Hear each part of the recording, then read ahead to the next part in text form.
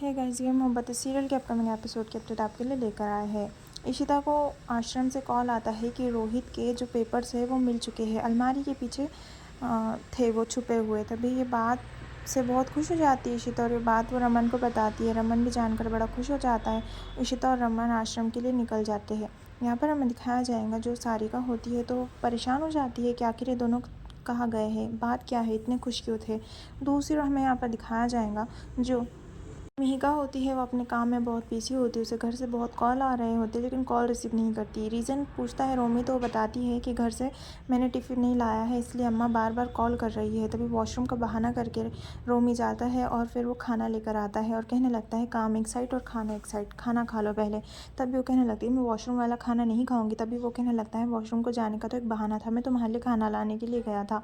तभी जो मिहिका होती है वो खाना खा रही होती है। मीरा अपना डब्बा ओपन करता है, फेवरेट खाना होता है मिहिका का, इसलिए वो टिफ़िन लेकर आ रहा होता है। तो वो देखता है कि किस तरीके से मिहिका रोमी के साथ बैठकर खाना खा रही है। रोमी और वो नज़दीक है, ये देख उसे बड़ा बुरा लगता है। दूसरी ओर हमें यहाँ पर दिखाया जाएगा जो वधु होती है तो वो टीचर होती है किसी स्कूल में। तो वो बच्चे को डांटती है तो बच्चा सुसाइड करने की कोशिश करता है। इसी मामले में सारी मीटिंग बैठी हुई होती है जो कि ब्लेम कर रही होती है वधु को। नीचे मीडिया वाले खड़े हुए होते हैं और सागर का प्लान होता है वधु को बदनाम करने के लिए।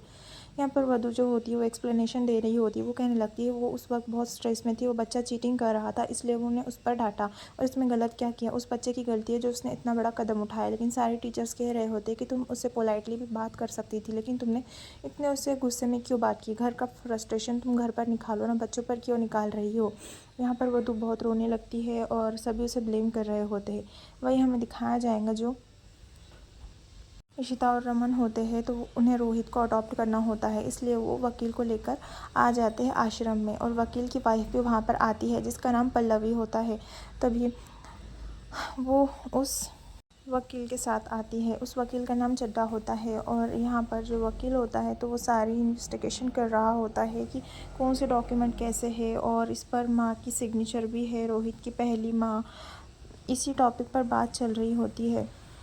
यहाँ पर जो मैनेजर होते हैं आश्रम के वो चाय के लिए पूछते हैं तो वो जो इशिता होती है वो कहने लगती है कि रमन चाय पियेंगे, मैं कॉफ़ी। और फिर जो चड्डा होता है तो वो कहने लगता है मैं कॉफ़ी और मेरी वाइफ चाय। तभी मैनेजर जो है पियून से कहने लगता है कि 2 कॉफ़ी लगाना, एक ब्लैक टी और एक टी।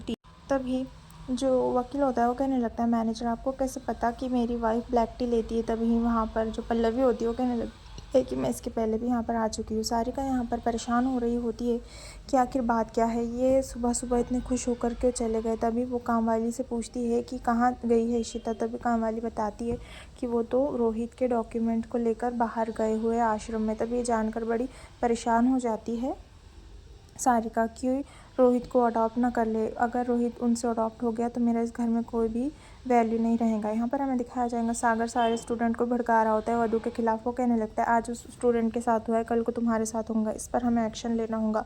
सारे स्टूडेंट्स में एक हौसला आ जाता है, जोश आ जाता है। सबके सब वधु के पास गुस्से से जा रहे होते बात करने के लिए। वहाँ पर मीडिया भी पहुँच जाती है। हमें यहाँ पर दिखाया जाएगा वकील जो है वो बहुत ही अच्छे से इन्वेस्टिगेशन कर रहा होता है।